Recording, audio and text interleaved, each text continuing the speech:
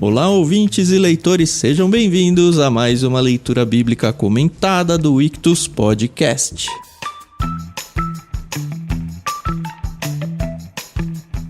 Eu sou o Thiago André Monteiro, @vulgutan, estou aqui com a Carol Simão e com o Thiago Moreira pra gente lidar com o capítulo 40 do livro de Gênesis. Tudo bem com vocês? Oi pessoal, tudo bem? Aqui é a Carol Simão e hoje a gente vai ver que quem espera sempre alcança. Mas ainda não alcançou, então, Carol. Continua preso. Ah, então quem espera só. A gente não sabe ainda se vai alcançar. No máximo o fundo do poço, né? Olá, bom dia a todos. Capítulo 40 de Gênesis. A história vai se desenvolvendo, introduzindo alguns novos elementos importantes aqui. E é interessante a gente ver como esse desenrolar da vida de José vai se tornando cada vez mais atrativo para o leitor aqui, né? Muito bem, nós estamos lendo na NVT, como você já sabe, muito obrigado, editora Mundo Cristão. Nós decidimos quebrar esse texto, apesar do capítulo ser curto, em 3 partes. A gente vai na primeira parte até o verso 8, depois a gente vai até o verso 15 e aí até o final. Lembrando que a trilha sonora que a gente usa aqui, a menos das pontas, eu sempre dou crédito a Maria Lídia, a pianista, mas as pontas, como você já ouvinte dos outros programas do Ictus Podcast sabe, não é áudio dela não, tá? É só o miolo aí do programa. Mas obrigado, Maria Lídia, por emprestar pra gente a trilha sonora. E convido vocês, ouvintes, a gente sempre convida, mas tem tanta gente que ouve e não participa, né? Participem lá do Telegram com a gente, basta você ter o Telegram instalado.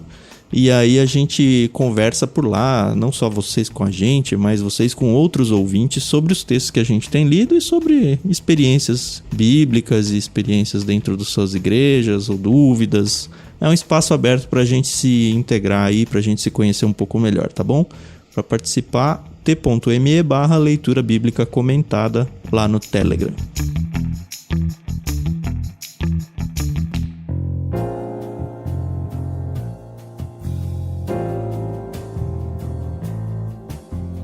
É isso, a gente definiu que eu vou ler a última parte, é isso? Isso, eu começo. Então vamos começar com a voz da manhã do Thiago Moreira. Voz da manhã? Agora eu pensei se você não é um parente do famoso Cid Moreira, né? Tem um sobrenome e a voz muito parecida, né? A voz da manhã, bem de manhã, assim, quando eu acordo, é mais rouca, assim, um pouco, mas... Versículos 1 a 8, vamos lá.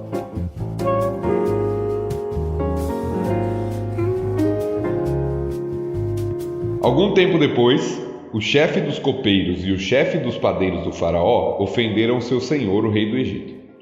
O faraó se enfureceu com os 2 oficiais e os mandou para a prisão onde José estava, no palácio do capitão da guarda. Eles ficaram presos por um bom tempo e o capitão da guarda os colocou sob a responsabilidade de José para que cuidasse deles. Certa noite, enquanto estavam presos, o copeiro e o padeiro tiveram cada um sonho, e cada sonho tinha o seu significado. Quando José os viu no dia seguinte, notou que os 2 estavam perturbados e perguntou: "Por que vocês estão preocupados?" Eles responderam: "Esta noite nós 2 tivemos sonhos, mas ninguém sabe nos dizer o que significam." "A interpretação dos sonhos vem de Deus", disse José.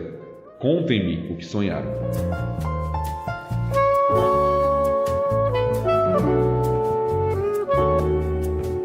E se algum tempo depois do início, dá pra vocês a ideia de que passou tipo anos? É difícil, né? Porque o termo é bem genérico aqui, bem vago, né? E vai aparecer essa questão de tempo mais de uma vez aqui nesse capítulo, né? E esse tempo não definido, né? Quanto tempo se passou exatamente, às vezes a gente não sabe, né? Algum tempo, ele é uma palavra bem... Até no original mesmo, né? É complicado, ela é bem né? genérica. Eu me apeguei isso porque acho que a primeira leitura que a gente faz, a gente imagina alguns dias ali. Né? Porque a gente tá lendo rápido. Mas eu tendo a entender hoje que esses dias talvez sejam anos, não sei. Porque, literalmente, se você pegar uma versão mais antiga, por exemplo, a atualizada, ela traz a seguinte ideia: passadas estas coisas. É assim que ela apresenta. Que também é... Né? Também é genérico. Uma forma de fazer uma transição na narrativa. Ou seja, o capítulo anterior terminou com José na prisão E agora a próxima cena apresentada é essa. Mas qual é o intervalo entre uma coisa e outra? A gente não sabe. Então, o que me dá talvez algum indício, se bem que não sei, é o começo do próximo capítulo, que vai informar, né? 2 anos inteiros se passaram. Eu não sei se isso implica pra gente que talvez aqui não tenha sido tanto, ou que, a escala de tempo é ano mesmo. Não sei. A gente tem alguns indícios de tempo, né, que talvez dê pra gente tentar limitar um pouco. A gente sabia que José, quando foi vendido para o Egito, tinha 17 anos. Acho que foi isso que a gente leu. E quando ele chega lá no topo, né, de ser o vice-regente lá do Egito, ele vai ter 30. A gente vai chegar nisso aí ainda.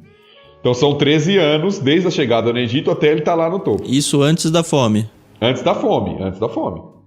Quando ele chega lá para ser o vice-regente do Egito. Então passaram-se 13 anos. E a gente não sabe quanto tempo ele ficou no Potifar lá, né? Porque deu tempo dele ser abençoado, de perceber que as coisas melhoraram muito, então também não foram poucos meses, exatamente, né? Então você tem esse intervalo aí que a gente não sabe exatamente, né?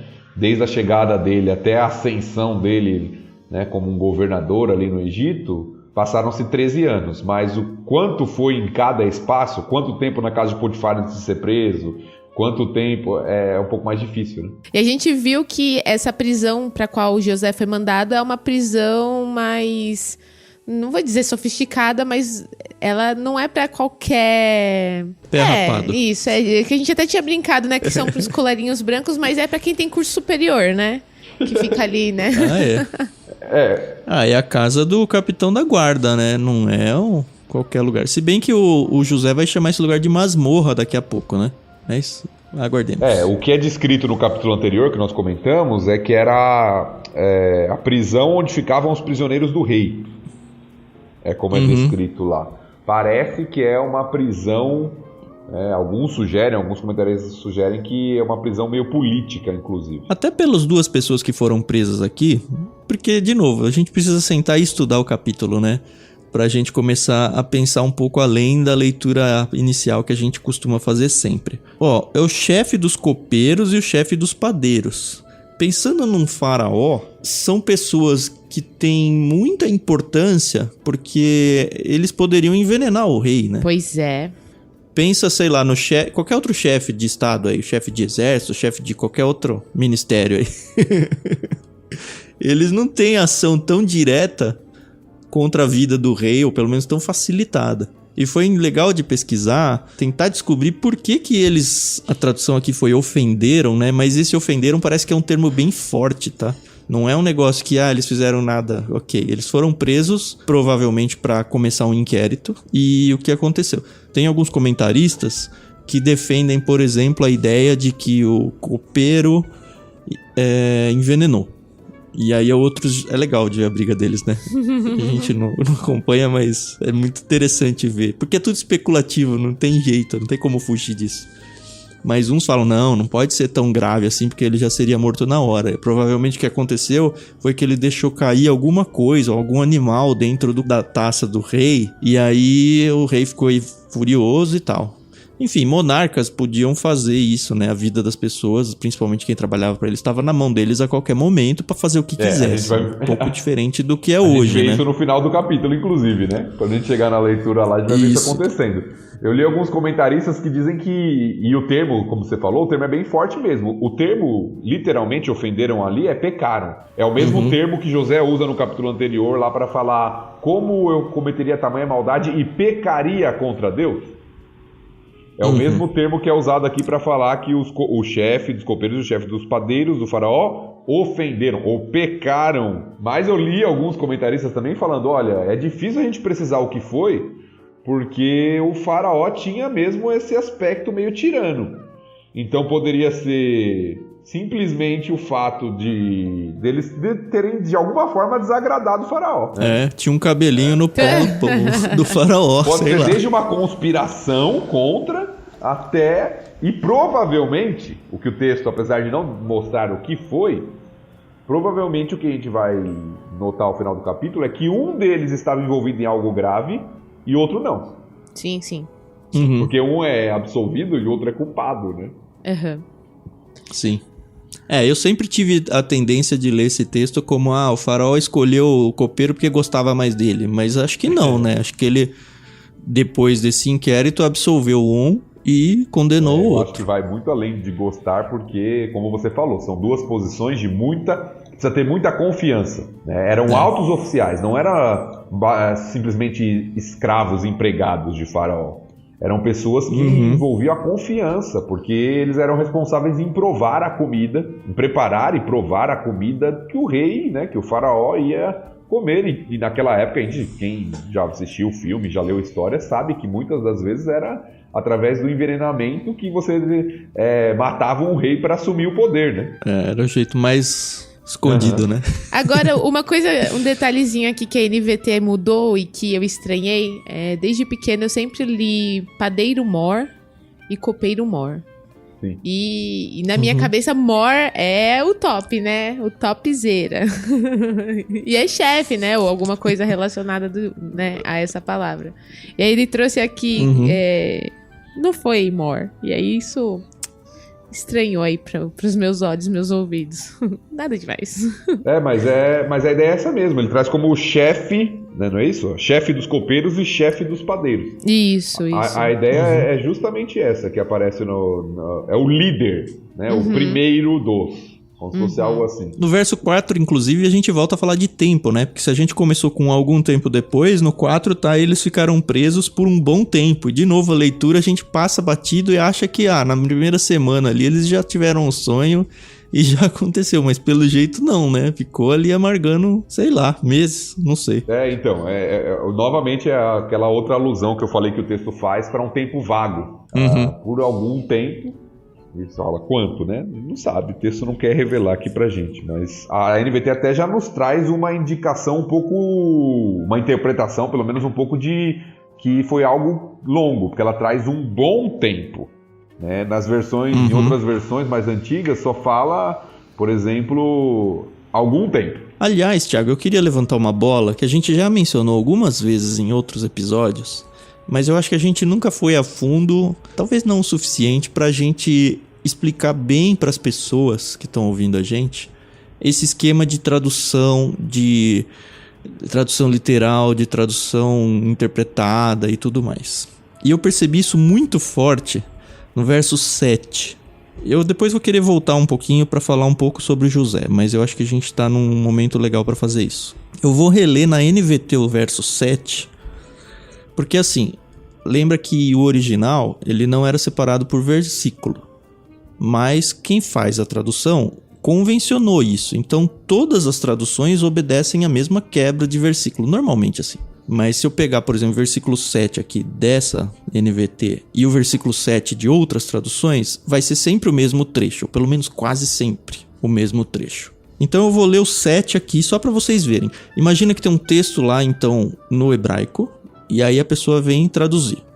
Eu tenho várias opções, várias escolhas de tradução. A NVT escolheu o seguinte: e perguntou, por que vocês estão preocupados? E acabou o verso 7 para ela.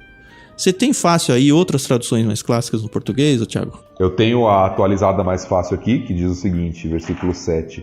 Então perguntou aos oficiais de Faraó que com ele estavam no cárcere da casa do seu senhor: por que tendes hoje triste o semblante? Olha quantas palavras foram omitidas na NVT. NVI. Vai lá, NVI. Por isso perguntou aos oficiais do Faraó que também estavam presos na casa do seu senhor: por que hoje vocês estão com um semblante triste? A revista e corrigida, que é um pouco mais antiga. Então perguntou aos eunucos de Faraó, que com ele estavam no cárcere da casa de seu senhor, dizendo: por que estão hoje tristes os vossos semblantes? E aí, se você pegar a nova tradução da linguagem de hoje, ela vai ser bem mais parecida com a NVT, com esse resumo do texto. Então perguntou: por que vocês estão com essa cara tão triste hoje? E só, né? E aí eu fiquei me perguntando, o que dá de licença para NVT ou para essas que vão para um texto não tão traduzidos, mas mais interpretados? Por que elas decidem omitir, por exemplo, esse começo de versículo, que fala de novo que foram os oficiais, que falam de novo que eles estavam presos como José? Eu entendo que é justamente porque já falou pelo menos uma ou duas vezes antes, e aí no texto original, e o original tô querendo dizer o hebraico aqui, ele fala de novo. Tanto que as que têm respeito, eu vou usar isso porque acho que é isso que o objetivo delas mesmo, um respeito maior pela literalidade do texto, elas tentam trazer quase palavra por palavra do hebraico, mas de alguma forma trazendo uma fluência para o português. E aí é gosto, né? E mais do que gosto, eu acho que é importante para nós cristãos que estamos lidando com a Bíblia, a gente ter mais de uma tradução. Porque às vezes você vai falar, pô, não precisava ter tirado, né, NVT. Porque se o texto repetiu, e a gente já passou em outros capítulos falando da importância da repetição, para memorização, para tantas coisas, por que ela não quis repetir aqui? E de novo, as pessoas que fizeram a tradução, elas têm que optar por alguma coisa. A NVT aqui optou pela fluência do texto.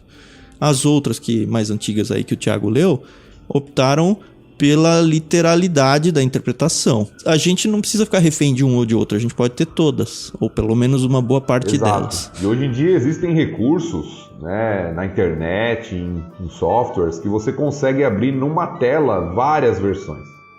Né? É o que eu tenho aqui, por exemplo. Então eu abro e aparece aquele versículo em diversas versões. Você consegue isso gratuitamente na internet hoje. O que facilita muito o estudo da Bíblia. E o que o Tan falou é muito interessante, porque tem versões que vão prezar mais. Isso é uma filosofia de tradução mesmo, tem estudo sobre isso, né?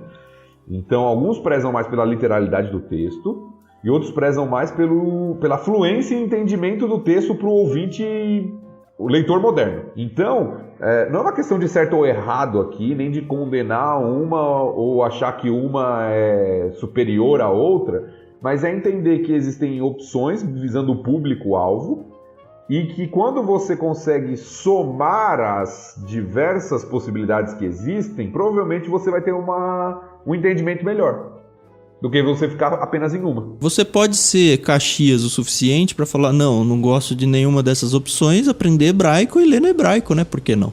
Pronto. Não, a gente ri, mas tem gente que faz isso mesmo. Eu sei.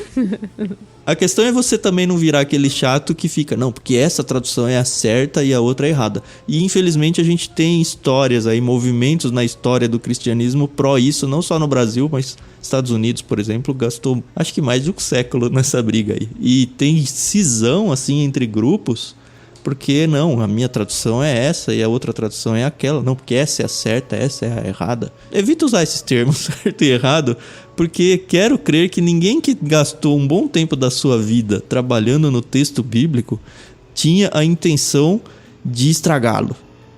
Do mesmo jeito que a gente aqui está gastando 20 anos da nossa vida, nosso objetivo não é macular, muito pelo contrário, sabe? É somar dentro da coisa. É isso, foi um longo parênteses, mas eu acho que foi um capítulo curto o suficiente para a gente poder discutir sobre isso e trazer um exemplo bem claro, assim, concreto para as pessoas entenderem. Legal. Voltando lá pro José, a gente vê que ele realmente ganhou o respeito lá do dono da prisão ali, né? Do mesmo jeito que ele tinha na casa de Potifar, e como provavelmente era uma prisão só de homens, não tinha uma mulher pra ficar se jogando em cima do José e estragar tudo, né? Quer dizer, eu não sei se era só de homens, né? Mas pelo menos não relata nenhuma mulher. Eu acho que antes de entrar nos sonhos, é interessante a gente ver duas coisas aqui. Primeiro que o faraó, ele se enfureceu, né? Se irou contra aqueles homens. A gente falou a questão do tempo, a gente não sabe quanto tempo passou. Mas foi tempo suficiente para José ganhar lá o favor do carcereiro, como a gente viu no capítulo anterior. E agora José é colocado como responsável de cuidar desses dois altos oficiais da corte de faraó, né? Então José já tomou uma posição muito importante na prisão lá. Ele é o responsável em cuidar desses dois homens que eram super importantes até outro dia dentro do governo de faraó. Então você vê que aquilo que aconteceu com José na casa de Potifar, dele subir de cargo lá, ser abençoado, e acontece na prisão, como o capítulo anterior já tinha destacado. E aqui José se torna responsável de cuidar desses homens importantes. E é interessante porque quem colocou esses homens sob a responsabilidade de José? O capitão da guarda, né? Eu fiquei me perguntando se era o Potifar. Então, tem uma discussão sobre Parece, isso, porque né? é a mesma descrição dada lá no capítulo 39 para falar de Potifar, capitão da guarda. Se você for lá no versículo 1, vai falar que Potifar, um oficial egípcio, era capitão da guarda do faraó, o rei do Egito. E eles foram mandados para a prisão onde José estava, no palácio do capitão da guarda, que é justamente para onde José tinha sido enviado antes. Então parece ser o Potifar mesmo. Alguns defendem que é o mesmo Potifar, alguns defendem que esse título era usado para mais de uma pessoa e tal. Mas se for o Potifar, é muito interessante. Porque lembra que a gente falou que Potifar talvez estava meio que desconfiando da Desconfiasse da esposa, né? Será que José conseguiu reconquistar o favor de Potifar? Não no sentido de ser tirado da prisão, mas de ser alguém ali que era quase um dono da prisão. Né? Só não podia sair dela. Só não podia sair, né? Mas que cuidava de tudo lá. Sim, sim. Eu acho que era Potifar, sim, cara. Pra mim não faz sentido não ser. Acho que o texto dá muitos indícios de que é pra não ser. Mas aí a gente tem os sonhos, Isso. né? E é interessante que o sonho é recorrente na história do José. Quando eu tava nesses sonhos aqui, a gente já vai entrar nas interpretações, mas me lembrou muito do Daniel, cara. O Daniel bíblico, tá? Não o Daniel meu filho. Mas tem muita relação mesmo. Porque lá vai ter uma outra história sobre sonhos. Só que lá o rei não vai ser o rei. Ainda vai aparecer o sonho do rei, não nesse capítulo, né? Mas aqui as pessoas vão e contam o sonho pro José, né? Lá no caso do Daniel, o rei fala, ó, eu sonhei um negócio, preciso que as pessoas venham interpretar o sonho. Ah, o que você sonhou? Não. Se você é um bom intérprete de sonhos, me diz você o que eu sonhei. Eu falei, ô louco, mano. Mas é interessante, porque casa com o que o José tá falando aqui, né? Ué, a interpretação dos sonhos não vem de Deus? E se eu sou um intérprete que vem de Deus, pra mim é tão fácil interpretar quanto dizer o que você sonhou, porque não vem de mim. E é interessante começar a estudar sobre esse assunto, sobre sonhos, porque parece que existia na época quase uma ciência atrás disso, né? Tinha livros de sonhos, as pessoas eram treinadas para ser intérpretes de sonhos, era uma profissão, né? Que as pessoas buscavam. Tem um nome disso aí, né? Que chama oniromancia, ciência de interpretação dos sonhos. Claro que não tinha esse nome na época, mas era algo que já existia no Egito. Essa ideia dos sonhos como, primeiro vindo de deuses, na cultura egípcia, lógico, né? Politeísta. E que determinava e revelava o futuro. Então eles tinham isso em mente, e aí se desenvolveu ao longo da história, não sei se na época de José já tinha, várias formas, né, e livros mesmo, né, como o Tan até mencionou, de como alguém deveria interpretar um sonho. Então era algo importante para eles, né, esse conceito do sonho como uma revelação divina relacionada, profética, né, relacionada àquilo que vai acontecer ainda. E como você falou, na vida de José isso já aconteceu uma vez. E é interessante, né? Vai acontecer no futuro com outros personagens aí, né? Mas já aconteceu com ele um sonho que causou todo um problema, que levou ele lá para o Egito, inclusive. Mas agora tem dois novos sonhos em que José está envolvido aqui para a interpretação. E eu acho que todo esse contexto dá um peso muito maior para a frase do José quando ele diz a interpretação dos sonhos vem de Deus. Que é meio que romper com o senso comum ali, as ciências da época, para falar, olha, não é por aí, eu não vou usar um manual de interpretação de sonhos. Eu não vou usar o estudo sobre isso. Isso pertence a Deus.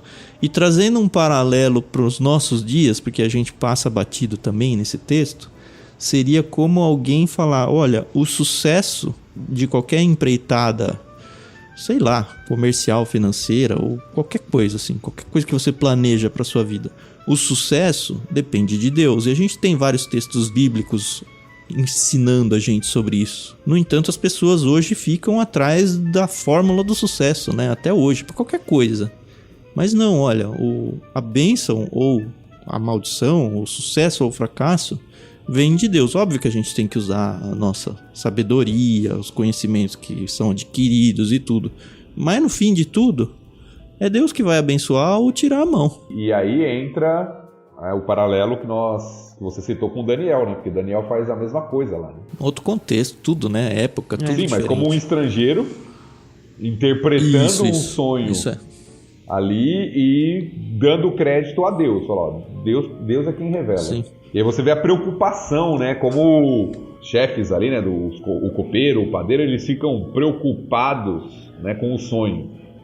Você vê como isso já era comum, porque não era, simplesmente sonhei, ok, é um sonho. eles ficam preocupados com o que está acontecendo. E aparentemente eles tentaram essa resposta com outras pessoas antes do José, né? Tanto que no 8 eles dizem, né? Ninguém sabe nos dizer o que significam. Exato. E eles ficam abatidos, você vê, né? Porque o semblante deles está triste. Sim, sim. Eles falam, olha, a gente tem um sonho e não tem ninguém que possa interpretar. Ou seja, isso para eles era algo que trazia muita aflição. Ou seja, tem algo aqui que talvez vai revelar o que vai acontecer com a gente não sabe e ninguém pode nos ajudar. Não contavam com a astúcia do José. Do verso 9 ao verso 15, vamos lá.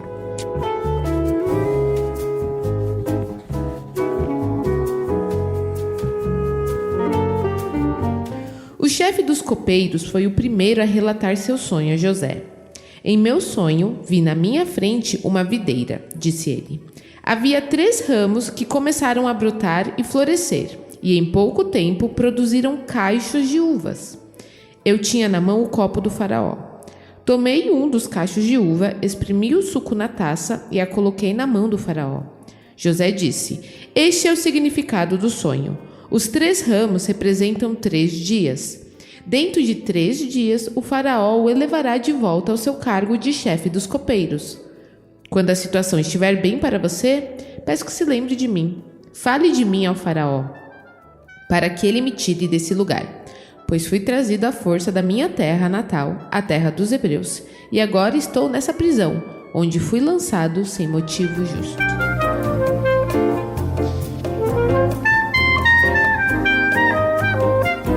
Eu tenho aqui uma pequena questão.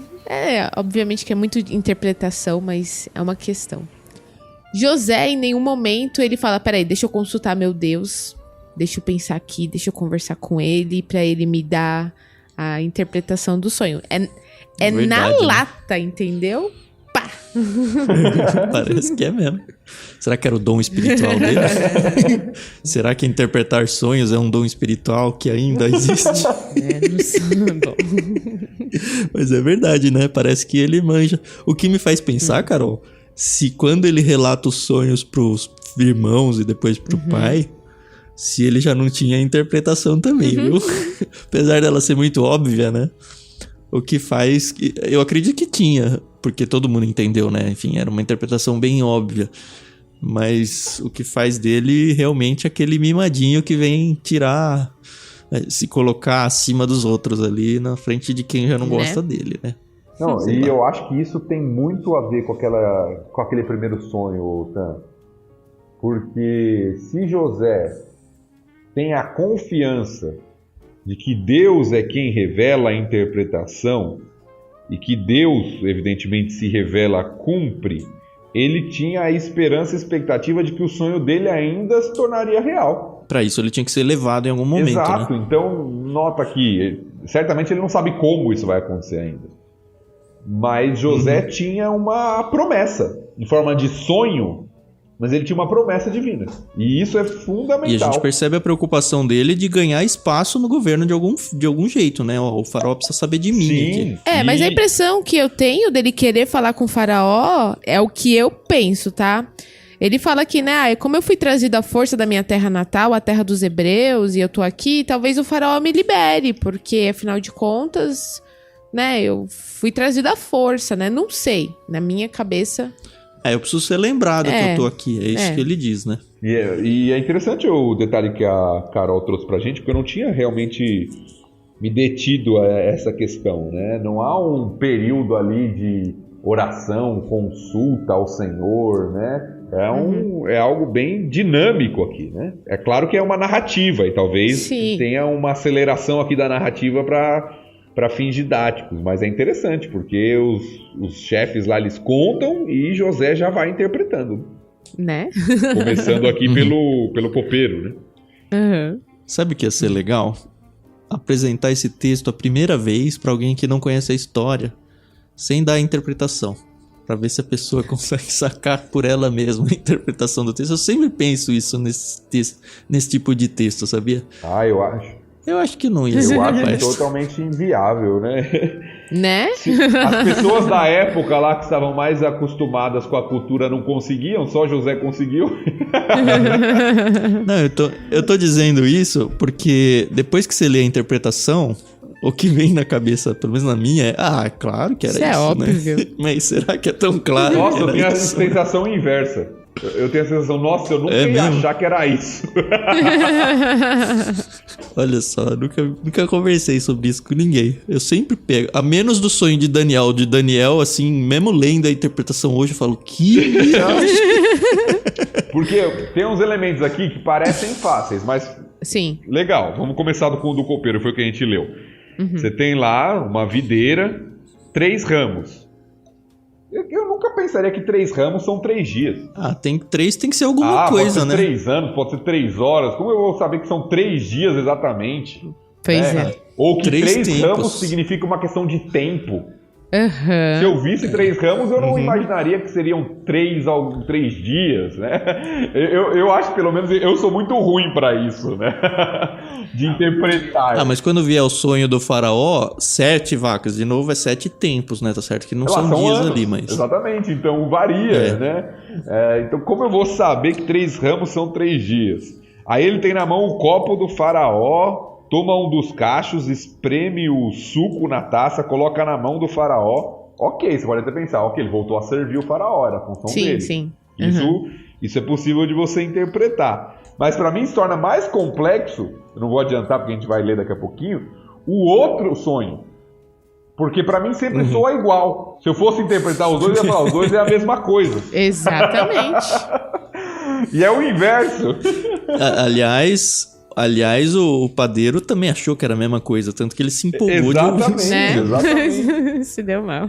Aí a Carol rindo da desgraça. Gente, nem fala, porque quantas vezes o pessoal vai me contar coisa triste e eu começo a rir, mas eu não rio por causa da situação, eu rio porque eu fico nervosa. Carol é aquela pessoa que ri quando alguém cai na rua. Nossa, ninguém entende isso. Ninguém entende. Não, todo mundo sabe que a primeira coisa é falar, machucou? Não, agora tudo bem. Pode rir. Ai. E aí o texto começa a dar interpretação, né? Olha, 3 dias, né? O faraó... Tem um detalhe aqui, né? Quando diz o faraó o elevará de volta ao seu cargo de chefe dos copeiros, literalmente, seria o faraó elevará a sua cabeça. Que é importante para o que vem na frente. Exatamente, é um paralelo com o que vai vir depois com o padeiro. Paralelo não muito bom. Guarda no bolso essa informação. Não muito bom, mas tem um paralelo com o que vai vir com o padeiro, né? Então, elevará a sua cabeça de volta ao cargo de chefe dos copeiros. E aí, como já mencionamos, né, o pedido de José. Tem um detalhe aqui que eu descobri que foi... Sim, sabe que a Carol que gosta de fazer essa onomatopeia aí. A cabeça explodindo. Isso. No finalzinho aí do verso 15, ele diz, o 15 inteiro. Pois fui trazido à força da minha terra natal, a terra dos hebreus. Lembra que essa palavrinha hebreus, ela aparece poucas vezes, acho que apareceu 2, 3 no máximo. É a mesma quando falou lá Abraão ou hebreu. E lembra que os hebreus também eram mal vistos pelo povo do Egito. Mas eu só quis trazer esse hebreus aqui, mas o que eu quero destacar é o que vem a seguir. E agora estou nesta prisão, onde fui lançado sem motivo justo. As traduções mais antigas colocam aqui nesse calabouço. E alguns comentaristas começam a falar, tá vendo, José começou a mudar de prisão porque não era um calabouço e agora era.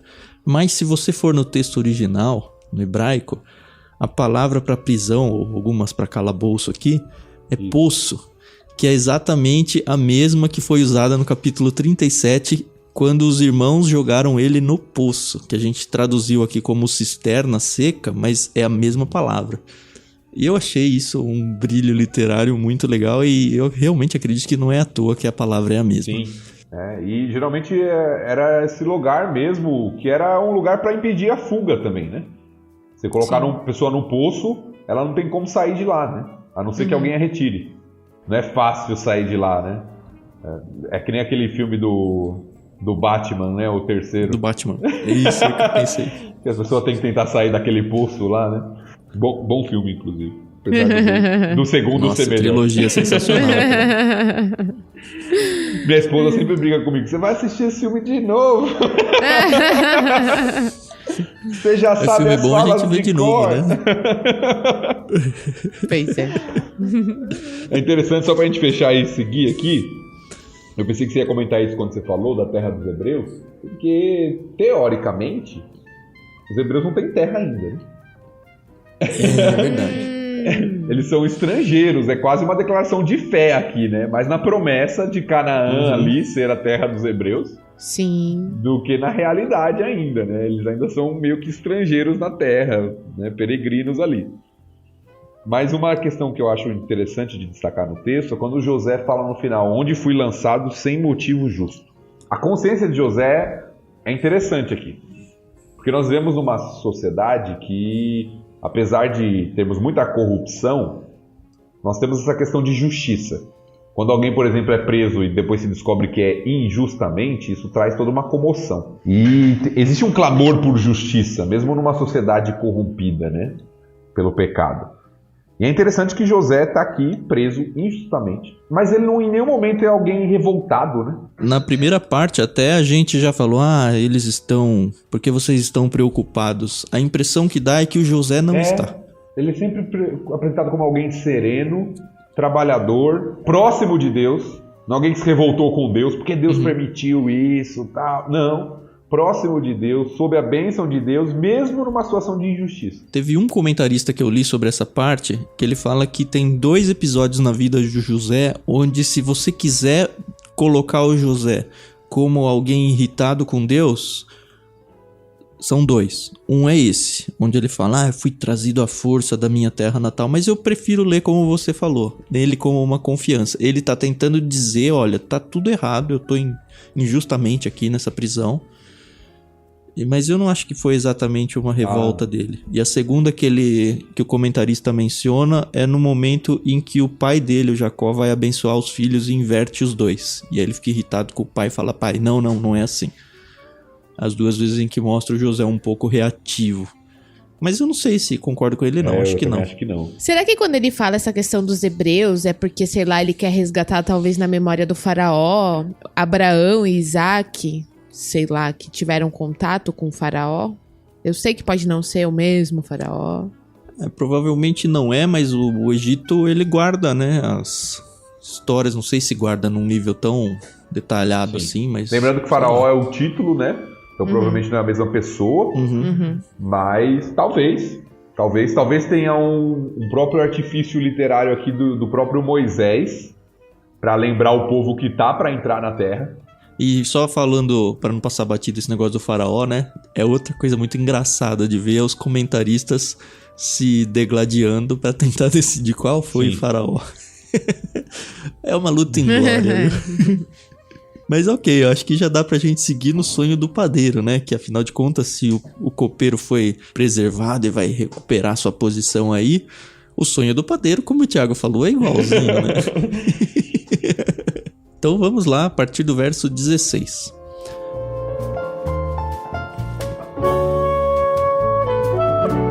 Ao ouvir a interpretação favorável de José para o primeiro sonho, o chefe dos padeiros lhe disse: também tive um sonho. Nele havia 3 cestos de pães brancos empilhados sobre a minha cabeça. No cesto de cima havia pães e doces de todo tipo para o faraó, mas as aves vieram e comeram do cesto que estava sobre a minha cabeça. José lhe disse: este é o significado do sonho. Os 3 cestos também representam 3 dias. Dentro de 3 dias o faraó pendurará sua cabeça em um poste e as aves comerão sua carne.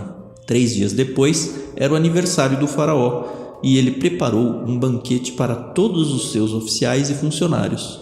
Convocou o chefe dos copeiros e o chefe dos padeiros para comparecerem à festa. Elevou o chefe dos copeiros de volta a seu cargo para que voltasse a entregar o copo ao faraó. Quanto ao chefe dos padeiros, mandou enforcá-lo como José havia previsto ao interpretar o sonho dele. O chefe dos copeiros, porém, se esqueceu completamente de José e não pensou mais nele.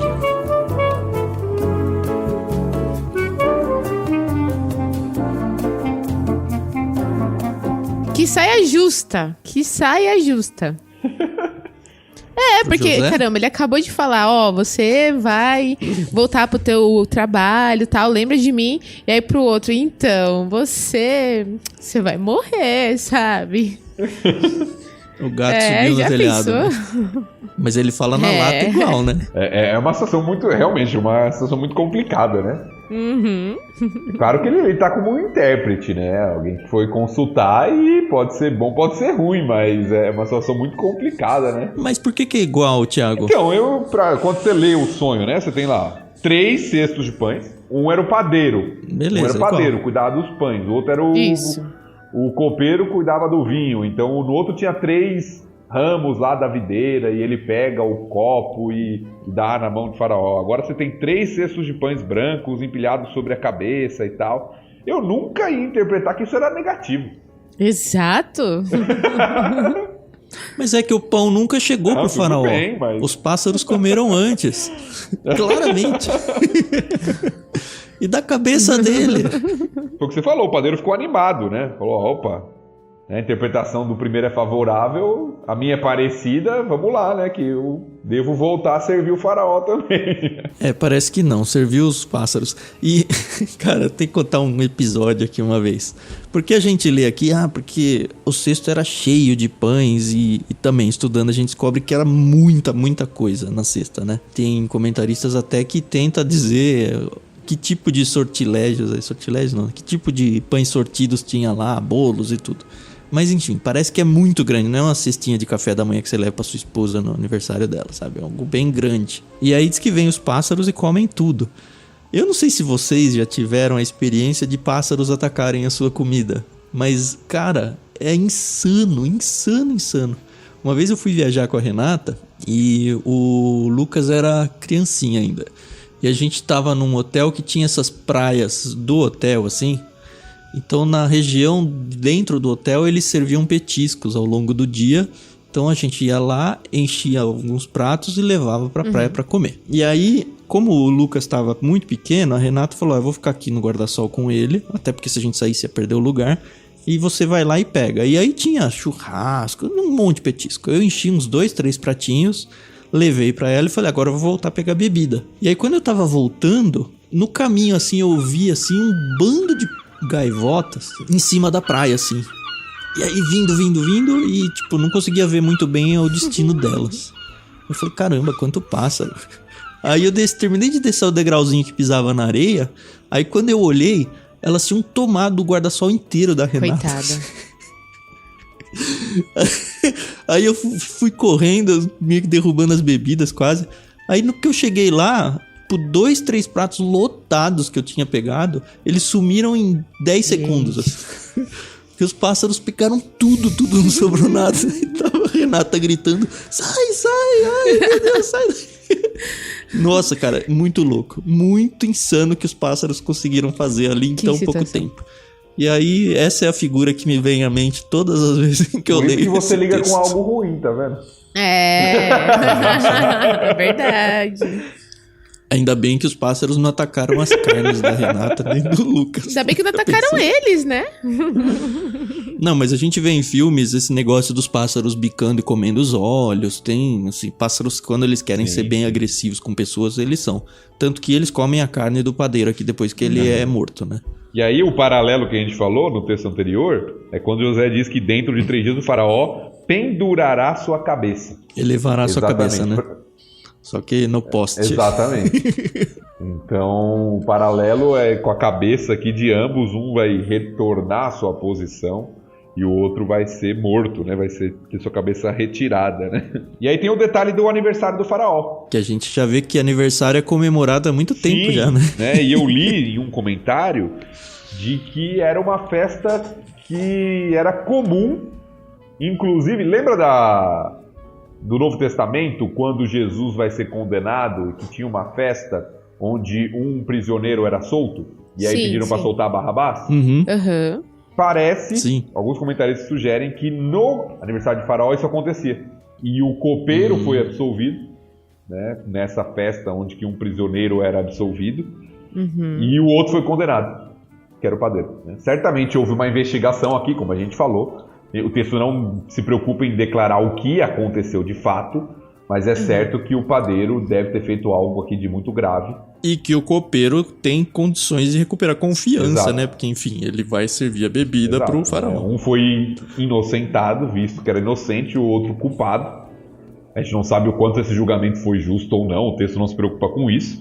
Mas aparentemente o que ele fez foi muito sério, a ponto dele ser, né, o que o texto nos mostra aqui é que ele teve a sua cabeça pendurada em um poste. Né?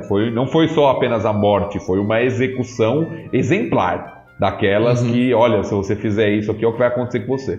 Ele não morreu assassinado no calabouço, né? Todo mundo vê aí, ó. Exposto. Público. Mas o objetivo do texto, né, gente, não era contar os pecados e absolvições aqui, mas era deixar o gancho pra saída do José, que dá todo indício de que vai acontecer, mas não acontece. Pelo menos não agora. Exato, é a quebra de expectativa, né? Né? Ó, você vai ser levado novamente ao oficial lá, lembra-se de mim. Opa, então José vai sair aqui, vai acontecer alguma coisa boa com José finalmente, né? Tá só sendo prejudicado pelos outros até agora, pelos irmãos, pela mulher de Potifar e tal. E aí o texto termina como uma expectativa frustrada, né? O chefe dos copeiros se esqueceu completamente de José e não pensou mais nele. Não é só esqueceu, né? É completamente. É interessante isso, cara. Na vida real isso acontece muito. As pessoas, quando elas... Entre amigos, colegas, assim... Quantas e quantas histórias eu conheço de pessoas que, não, crescemos juntos e fizemos coisas juntos.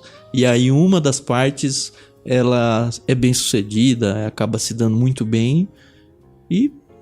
esquece totalmente quem tava lá atrás com ele. Esquece totalmente. E a pessoa até às vezes fala: quando você estiver lá, me ajuda, sei lá, me ajuda a arrumar um emprego melhor, me leva junto pra outra empresa. Que isso, cara? Agora eu que tô bem aqui, eu sei que se dane. Eu gostei da forma como a NVT traduziu, porque no original tem essa ênfase mesmo, né? No original a palavra não é a mesma palavra, mas ela se repete. Se você pegar as versões mais antigas, a ideia se repete. Vai falar assim: o copeiro não se lembrou de José, mas se esqueceu dele. Ou seja, há uma ênfase. Ele não se lembrou, ele se esqueceu. É uma repetição da ideia. E aqui a NVT, para traduzir essa ênfase aqui, se esqueceu completamente. E não pensou mais nele ainda, né? 3 vezes. Eu fico imaginando o passar dos dias pro José. Porque, óbvio, assim, passou o dia. Os dois foram soltos. A informação pra ele deve ter chegado. O copeiro foi reabilitado lá ao seu cargo. Aí ele fala: beleza, qualquer momento agora, né? Ok, vai passar a festa. Não é no dia da festa, porque enfim, tá muvuca da festa e tal. Aí passa um dia, passa uma semana, passa 2, passa um mês. Cara, é difícil trabalhar o coração em situações assim, né? Mas aparentemente o José lidou bem, ou pelo menos o texto não quis contar pra gente como o José lidou com isso. Porque a gente vai ver no próximo capítulo que a história vai se desenrolar, mas não vai colocar o sentimento do José aqui de espera. Mas a gente sabe que tem momentos em que é hora de esperar mesmo. Às vezes vai ser uma semana, às vezes vai ser 7 anos. E às vezes não vai ser também, né? A gente não conhece os planos de Deus. E a gente tem que continuar confiando nele e tendo ele como nosso Senhor. Bem interessante, um texto um pouquinho menor, mas com vários elementos importantes para o desenvolvimento da história de José aqui, né? E aí no próximo capítulo, capítulo 41, quem vai ter o sonho é o próprio faraó, né? E aí sim, quem será que vai ser lembrado para interpretar os sonhos do faraó? Vamos ver. Quem será, né? Mas a história vai se desenhando. O roteiro dessa história é muito legal, né? É bem cinematográfica a coisa, é impressionante. Tanto que dá pra fazer um filme muito legal. Fizeram, né? Desenhos, filmes já tantas vezes, peças de teatro. Que segue direitinho a tal da jornada do herói, né? Quem acha que foi inventado depois, ó. No roteiro de Deus já existia lá a jornada do herói.